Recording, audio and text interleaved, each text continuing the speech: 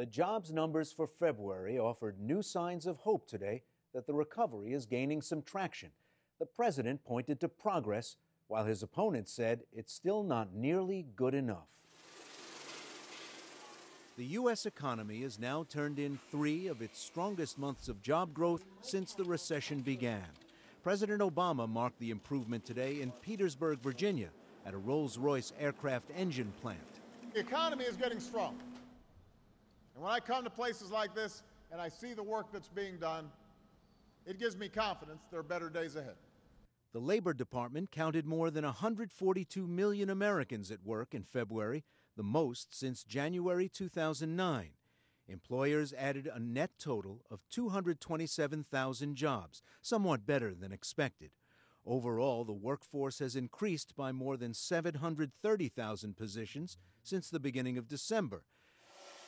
The gains have been helped by expanding payrolls in the manufacturing sector, now at their highest since April 2009, and even the number of underemployed fell below 15% for the first time in 3 years. Still, the president acknowledged there's much more to do. Day by day, we're creating new jobs, but we can't stop there. Not until everybody who's out there pounding the pavement, sending out their resumes, has a chance to land one of those jobs. In fact, 500,000 Americans resumed looking for work in February. For that reason, mainly, the unemployment rate was unchanged at 8.3%. It has now stayed above 8% since February of 2009, a month after the president's inauguration. Republican presidential frontrunner Mitt Romney took note of that fact today, as he had last night in Pascagoula, Mississippi. When he became president, he asked us to let him borrow $787 billion. He said if he got the money, he'd keep unemployment below 8%. Has not been below 8% since. This guy had a lot of things to say, but hasn't delivered a lot. Former House Speaker Newt Gingrich issued a statement about the job numbers. In it, he said, any new job is a welcome paycheck for the American worker, but as past recoveries show, the current rate of growth will leave the American economy sputtering for years to come. Still, people hunting for work have to hope that other recent signs bode well, with consumer confidence at its highest in a year and new claims for jobless benefits near a 4-year low. For more on all this, we turn to Lisa Lynch, Dean of the Heller School for Social Policy and Management at Brandeis University. She's a former chief economist at the Labor Department. And Diane Swank, Senior Managing Director and Chief Economist for Mesirow Financial, a firm based in Chicago. She joins us tonight from New York City. Dean Lynch, during 2010, when the economy was struggling to add jobs, we kept having guests on like you who said, you can't look at any one month and say much of anything. But now that we've had 3 straight months of high growth, a year and a half of net job creation, is it safe to get into the water and start talking about a pattern, something we can really hold on to? I think so, Ray. When you, as you said, you don't want to put too much weight on any single month's worth of data, but it is important to start doing a little bit of addition and looking at what we're seeing on the employment front. Having 3 very strong months of robust job growth, well beyond the number of jobs we need to keep pace with the growth of the population, on top of 17 months overall of adding jobs every month to the economy, seeing the unemployment rate coming down even as more people are entering into the labor market, seeing wages increasing, seeing temporary help go up, seeing hours of work go up, all of that added together on top of decreasing unemployment insurance claims data really suggests that we have turned a significant corner with regards to improvements in the labor market. Diane Swank, you've had a look at the numbers. What are your general observations about February 2012?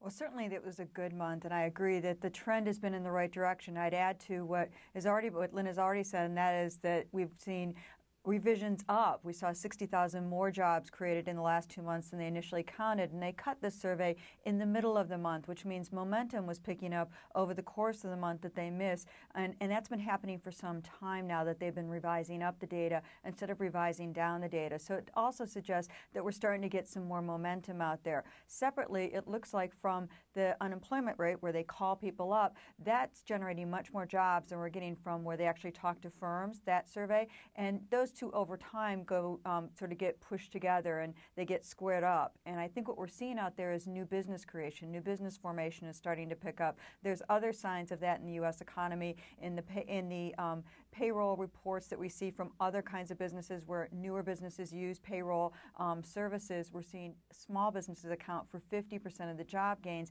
and that new business formation is really the backbone of a more sustainable recovery going forward. So, Diane, what are the areas of concern then?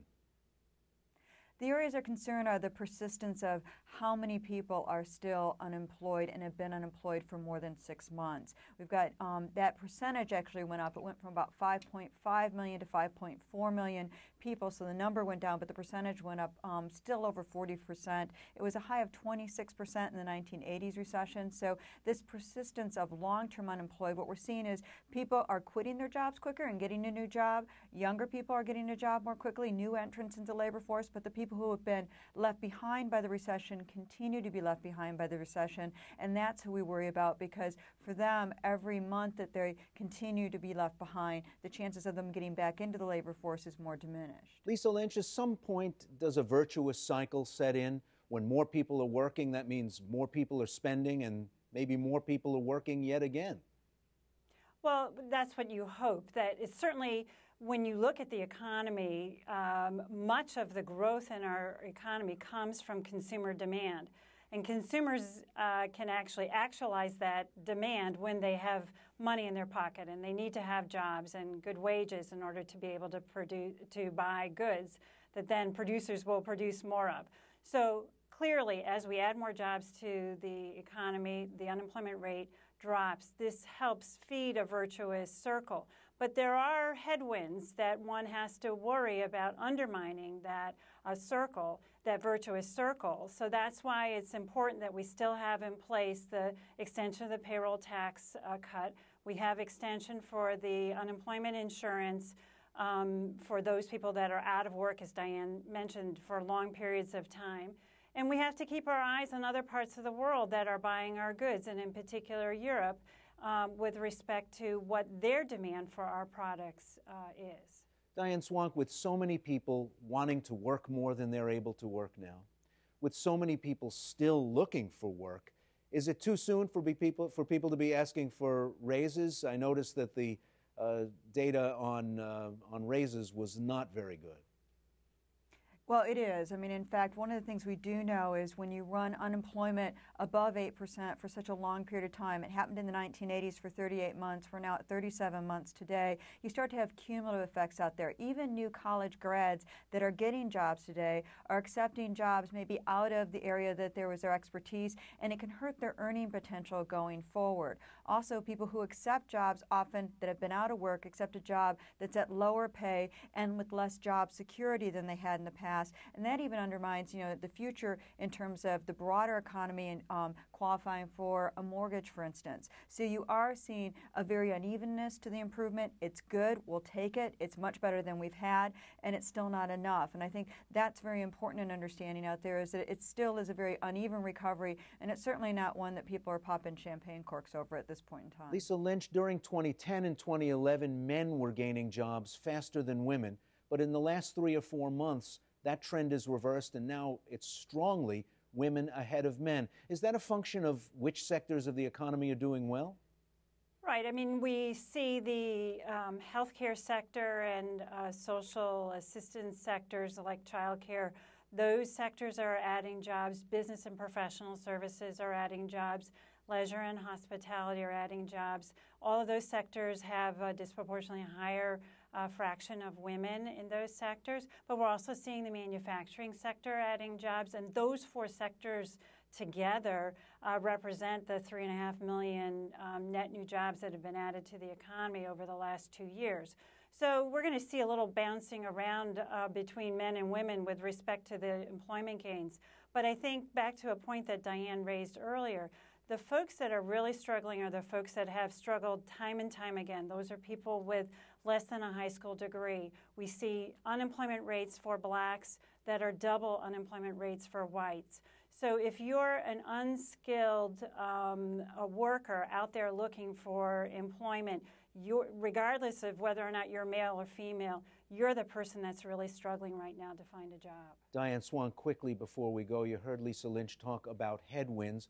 What will you be looking for in the coming months to see whether these job growths have legs, whether they can sustain for the rest of 2012? Well, the first one is there was a bit of a help from the weather, and so the weather did help some of those leisure jobs. We were golfing and I wasn't, but I knew people who were golfing in Chicago in January, and that just doesn't usually happen. And so that did help some of the leisure jobs that we saw out there. But more importantly, you really want to look for oil prices. Oil prices are the biggest near-term risk. Want to watch that labor force participation. Is the hope going to stay of people throwing their hat back in the ring? That's really critical. And most importantly, I think Lisa already mentioned it, the European feeding back through China. China's exports to China are important to us, and they slowed dramatically. Sort of the unannounced news today was that imports outpace exports almost 2 to 1, and that's something that had been the silver lining, exports of heavy manufactured goods in particular into places like China, and China uses Europe as one of their largest markets. So the ripple effects of the world economy are very important to us here in the United States. You can't just take us as an island. Diane Swank and Lisa Lynch, thank you both.